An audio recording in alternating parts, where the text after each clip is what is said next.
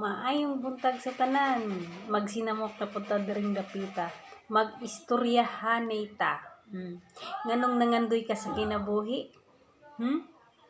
Tama, nangandoy ka sa kinabuhi aron makatabang ka sa imong pamilya, aron muuswag ang imong pagpuyo ug dili mag-antos. Pero bisan pa man sa mga panghitabo nga atong naagian, usay ma-feel da sa ato ang mga pangandoy, dili siya mo click, dili siya mo prosper tungod adunay mga butang nga mga hadlang, adunay mga butang nga pilit kay push down. Pero believe ko kay ngano wala ka ni hunong og paningkamot aron makabot nimo imong pangandoy, aron moabot nimo ang taas nga imong giagian karon. Kabalo ko kung unsa kalisod ang imong giagian karon, tunokon ang dalan paingon sa kamatuoran, di ba? Ang akong ikatambag, ayaw hunong. Kay ang tao nga dili mohunong makamit niya ang iyahang pangandoy sa umaabot. Mao nang don't give up. Bisan pa man sa mga pagsulay nga maabot sa itong kinabuhi, bisan pa man sa mga pagsulay nga dili lalim, di ba? Halos nga ato ana kini ikamatay og hugno.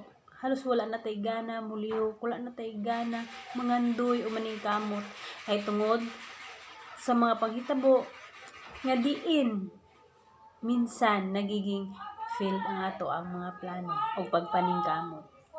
Pero dili na siguro para sa imo or na mga right way, na mga plano ang Ginoo na para sa imo ha. And that day, and that time, kana ikaw na ang tao sa panahon.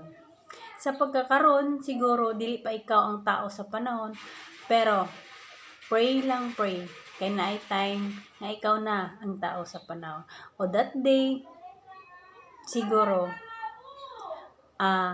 magmalambuon o magprosperon, magmalambuon o mauswagon ang imuhang mga plano sa kinabuhi. Mo nang don't give up and still fighting. Habang may buhay, may pag-asa. Ay wag susuko sa buhay at wag mawala ng pag-asa. Go fight and chill ang life. Thank you so much. Love.